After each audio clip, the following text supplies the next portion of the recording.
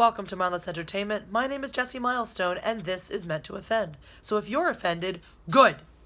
Now, before y'all start disliking this video and leaving hateful comments about how I'm just a dirty commie, let's just right now what this video is and what this video is not. All right, let me just cover that right now. All right, this video is not an endorsement of either socialism or communism, nor is it an argument for the merits of either system. All right, this video is simply an educating tool for all of you morons who go running around being like, socialism is the devil, to be a little more educated so you don't sound like such a freaking twat when you go talk about these things in the general public, right? Because there's been a little bit of discussion regarding this popping up after the State of the Union address and things like that, where this whole idea that somehow we are in this deadlocked struggle between capitalism and socialism in this country, which is just idiotic. Anyway, and the big reason why I really need to make this video is because of this one comment somebody left on another video that I just can't get out of my head because it's so effing stupid. It's one of the most inane, uneducated, ignorant things I've ever heard somebody say, which they dropped a comment on the video, and they were like, I mean, I guess maybe, like, socialism would be okay, except that historically it always leads to communism. And I'm like, what? What? Name me one time a country was like, well, we've adopted these socialist policies. Well, we're communists now. Oh my God. That is not how communism happens in the world. That has never been how communism starts. You don't have to like socialism. I'm not saying that you should or that it's a good thing and we should all want it. What I'm saying is that is a factually, historically incorrect statement. And when you say stupid things like that, no wonder nobody takes you and the rest of your argument seriously. Goodness, smacking that camera.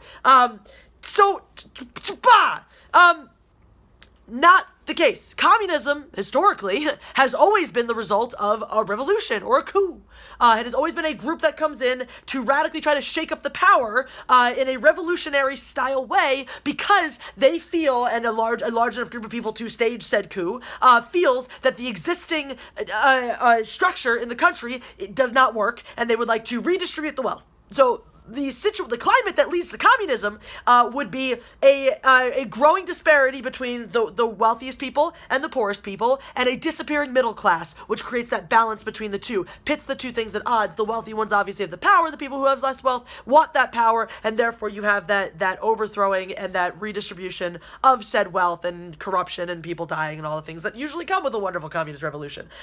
So in point of fact, actually, in this country today, we have a closer climate to devolving into communism than any European country that relies heavily on socialized programs, because we have that. We have a widening gap between the richest and the poorest, and we have a disappearing middle class. So those are two. I'm not saying it's going to happen. I was like, oh my God, communism. I'm just saying, do your effing research, understand your history, understand that the current climate in this country is actually more likely to suffer a revolution that involves some form of communism taking over than we would be if we implemented a bunch of socialized policies to curate that middle class and take care of it and make sure it doesn't disappear, make sure the poor people aren't getting poorer while the rich people get richer. That's actually, socialism is one of the things that stops your country from breaking down and turning into communism. So that's right there. That's a thing, all right? Again, you don't have to like socialism. You don't have to want it. I'm just telling you historically how it's happened, how things have happened. Maybe we'll be different, because why would we bother learning about history when it just repeats itself over and over again? No, we'll totally be different. It's fine.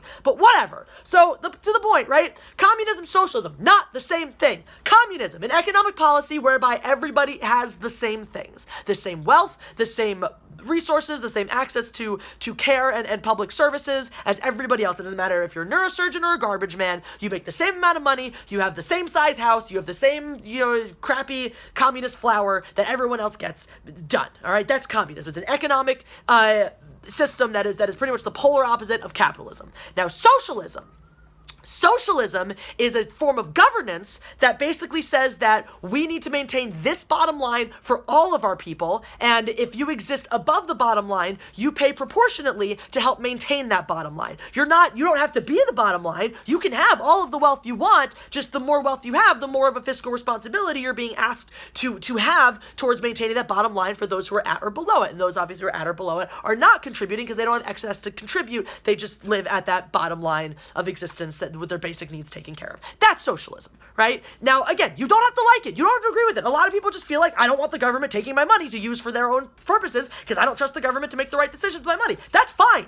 That is fine, all right? But understand the difference, okay? Because the thing is, the reality is socialism and capitalism are not mutually exclusive. They are not. Now, here's the funny thing, right? Because I also love you have on one side, you have everyone, it's because we can't have middle grounds and we can't have understanding about things anymore. Sorry, just fixing this camera because it's bothering me. We can't have that. No. We have to have either capitalism is the greatest thing ever and socialism is the devil, or socialism is the only way to go and capitalism is the devil. And the reality is you can have a balance of those two things. You can also have an understanding of both of those two systems and also understand that not one is inherently evil, but they operate in different climates and are good for different kinds of things. Now, look at our country right now, all right? We are, of the Western world, of the leading nations of the Western world, we are the least socialized of any country, right? We are just very capitalized. A bunch of other countries, right, all of Europe, Canada, Australia, New Zealand, have very, very heavily socialized programs. They have things like when you lose your job, you have your basic needs are there. You don't have to worry about it. You don't have to freak out and end up becoming homeless and living out on the streets. You will be okay, right? That's how it works in those countries. It's very nice for them. They like it. None of them are communist countries. By the way, in case you were wondering, none of those countries are in danger of devolving into communism. For the most part, have said we don't want that. The majority of the country, it seems, is still in a mindset where we don't want that. We don't want the government taking your money and telling us where to put it. We don't feel like we have an obligation to pay what the government says we need to pay to fund the programs that the government says we need to fund. Fine, okay. So here's the deal, right? Though again, these two things not mutually exclusive. Just because we're not ready to lean in to these greater socialized programs that a lot of Europe has, that doesn't mean that we don't have socialized programs, right? Because case in point, capitalism. Socialism, they can coexist quite nicely. In fact, we do have many socialized programs in this country, like public education, right? K through 12, that is socialized, right? The government provides that for your children. You pay taxes to help maintain that, right? So it's a somewhat separate program because it has its own specific funding base, like school taxes are a thing and whatnot. But even so, that's just taxes in the area. You don't have to have kids going to school. If you live in a certain area, you pay taxes towards that school district. That is how public education is funded. Public education is a socialized program. Community college, a socialized program. Public universities, right? A partially socialized program. It's subsidized by the government. Medicare, Medicaid, socialized. Social Security, socialized. Got the word social right in it, right? Social Security is necessary for people who have lived paycheck to paycheck their entire life and never had the opportunity to put away for retirement to continue living after they no longer work, after they retire, so they have to work until they're 80 and then die. Which you might be okay with. You might not be. I don't know. Not the point. The point is that we already have a coexistence of socialized programs and capitalism in our country. Now, here's the thing, right? And this is why I think it's really funny when you have people who are like, capitalism is the devil. Is actually, in point of fact, if you think capitalism is the devil and will always end in corruption and horror and sadness for everybody, then you don't believe in human altruism, which personally I don't. But anyway, not the point. Because the reality is that capitalism is not inherently flawed or evil in any way whatsoever. There's nothing inherently bad or wrong about capitalism. What is bad is rampant consumerism, and yes, capitalism by nature is going to breed consumerism. We as a people have a responsibility to put checks and balances on that consumerism and keep that culture in control. We haven't been doing that in this country and plenty of other countries. We have abjectly failed at putting checks on consumerism, so that's where that goes sour, very, very, very much so. And then the other issue with capitalism is greed, right? Capitalism works, right? In capitalism, the idea is not that, well, I got to keep all of my money for myself, and I'm not going to give it to anybody. Capitalism doesn't work when you do that. The whole point of the free market of capitalism is I take in money. If I have excess, I put it back into the economy to fuel growth. Competition is an important part of capitalism that right now corporations hate. They absolutely want to squash all competition, small business. That's why they go in and absorb them and buy them up as soon as they exist. So you have that happening. You have individuals who like to hoard their wealth and don't feel like they have any responsibility to give back to other people. And that's when capitalism starts to break down. And that's when you have what you have in our country with the poor people getting poorer and the absence of the middle class because the system doesn't support it, right? This is not a failing of capitalism intrinsically. This is a failing of human beings who are not, I don't believe, are intrinsically altruistic. I think they're intrinsically assholes. Enter socialism, right? Socialism is socialism is the fail-safe for capitalism. If you don't believe in human altruism, if you believe that altruism is the morally correct way to go, but you don't believe that we have that, enter socialism. You believe that it is correct for all of us to take care of each other, that if we have more, we are morally obligated to give to people who have less, but we don't trust that people are going to do that on their own. That's socialism, basically. I don't trust people to give their fair share on their own. I feel that we need to create programs that force people to take a share and give it to people who don't have. That's socialism, right? Socialism is just, we are going to make you do the things that you should be doing on your own because we don't trust that you will be doing it on your own. So there you go, right? And that's the idea. That's why there are a lot of people pushing for more socialized programs, because they feel that those things aren't happening. They feel that human beings are entitled to a baseline of their of care, of having certain things taken care of for them, like their health and a place to live, etc., things like that. There are other people who believe work for it and get it yourself, and if you don't, screw you.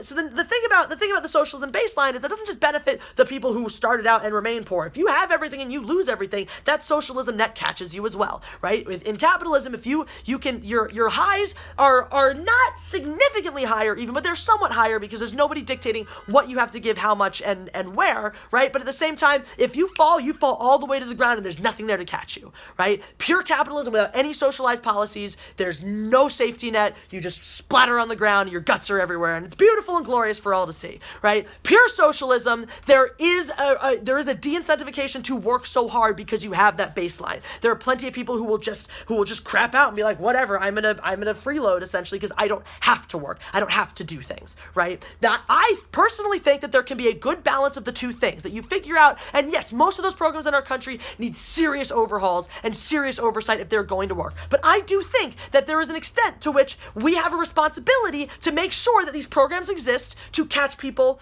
when they fall, right? If I randomly get sick and can't work, government disability, that's socialism. We have that in this country, right? Our unemployment, we have that in this country to an extent. That is all socialism. Those are nice things to have when you fall on your ass, right? That's not capitalism. If you believe 100% in capitalism, you don't think, then you believe we shouldn't have disability or unemployment that's given by the government, which is fine. Maybe you don't think that, but for me personally, I think that there should be a balance. You absolutely need to encourage a free market, and there have to be rewards and incentives for people to work hard and get more. But at the same time, I do believe that human beings are entitled to a baseline of care. We as a human race have the ability to clothe, feed, and house every single human on this planet, right? So we probably should be doing that if we want to think of ourselves as good and moral creatures. But you know what? We're not. We're all selfish, dirty bastards. So that's how life is. Anyway, hooray. I feel like Jurassic Park just knocking my banner down. So those are my thoughts, basically, right? I don't care what you think. I don't care what you like, what you don't like. I don't care if you're like, communism is the only way. I mean, I think you're dumb if you think that.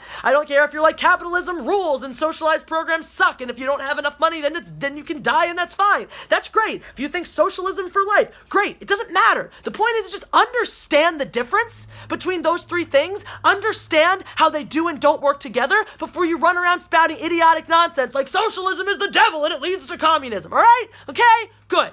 Right? So if you're offended, awesome. So thrilled. If not, great. I'll offend you again some other time, probably eventually. If I didn't offend you, it's probably because you have a modicum of common sense or have learned things. Therefore, I applaud you. We can be friends.